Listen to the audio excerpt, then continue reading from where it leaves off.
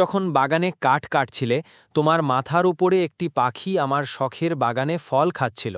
তুমি সেটা কেন খেয়াল করনি? তুমি কি জানো না এই বাগান আমার কত পছন্দ? এর জন্য তোমাকে অবশ্যই শাস্তি পেতে হবে।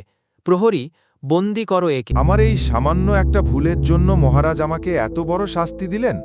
আর আমি তো কাঠ কাটা নিয়ে ব্যস্ত ছিলাম, আমি তো এটি খেয়ালই করিনি। এদিকে মহারাজ হঠাৎ করেই গুরুতরভাবে অসুস্থ হয়ে পড়লেন। চন্দ্রনগরের সবচাইতে বড় রাজবৈদ্য ও মহারাজের অসুখে কোনো সমাধান দিতে পারলেন না। শহর থেকেও ডাক্তার এনে দেখানো হয়েছে, কিন্তু তারা মহারাজের এই রোগের কোনো সমাধান দিতে পারছেন না। সবাই ধরেই নিয়েছেন মহারাজকে আর হয়তোবা বাঁচানো যাবে না।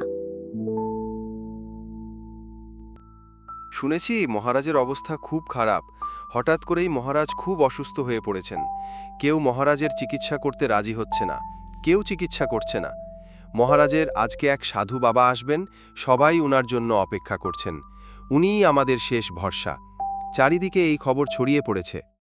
আমি জানি মহারাজের কি রোগ হয়েছে, আর সাধু বাবা যে ওই পাশের রাজ্য থেকে যে ফল আনতে বলেছে, সে ফলের সন্ধানও আমি জানি। আমি সেটি মহারাজকে এনে দিতে পারি। ঠিক আছে, চলুন। আমি আপনার সাথে মন্ত্রীমশাইয়ের সাথে কথা বলার চেষ্টা করছি। দেখা যাক উনি কি বলেন।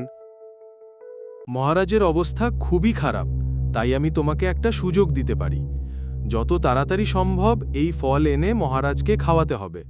তুমি যত তাড়াতাড়ি সম্ভব এই ফলটি আনার চেষ্টা করো, আর মনে রাখবে এটাই তোমার শেষ সুযোগ। ফল না আনতে পারলে তোমাকে বাকি জীবনটা কারাগারে কাটাতে হবে। আর যদি ফল আনতে পারো তাহলে মহারাজ তোমাকে অবশ্যই পুরস্কৃত করবেন। পালানোর চেষ্টা করো না, তাহলে ভুল করবে। এই নাও, জাহাজটি আমি তোমাকে দিলাম। তুমি যত তাড়াতাড়ি সম্ভব ফলটি নিয়ে ফিরে আসবে।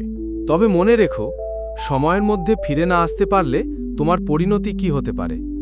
সাধু বাবা কিন্তু মাত্র ৪৮ ঘন্টার কথা বলেছে। এই ৪৮ ঘন্টার ভিতরে যদি তুমি ফলটি না এনে দিতে পারো তাহলে তোমার সারা জীবন কারাগারে কাটাতে হবে।